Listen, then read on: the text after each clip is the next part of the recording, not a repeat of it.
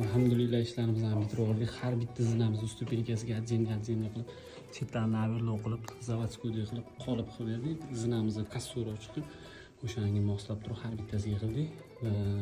Kovrolarimizni rangini, dekorimizni taroqlariga, periylarimizni jigarrang joylariga moslab oldik. Umumiy ko'rinishida juda ham chiroyli chiqdi. Bitta baholab qo'yasizlar. Tashmandaqa kichkina kiritga chiqdi joylarigacha akkuratlik qilib, chiroyli qilib joylashtirib berdik. Umumiy ko'rinishi Mashalloh chiroyli chiqdi. Bitta baholab qo'yasizlar ishlarimizni. Kimga shunaqa sifatli xizmatlar kerak bo'lsa aloqadamiz. Obrazeslar olib, joylarimizni ko'rib, qanchagacha hisoblab, chiroyli qilib ishlarni bitirib beramiz.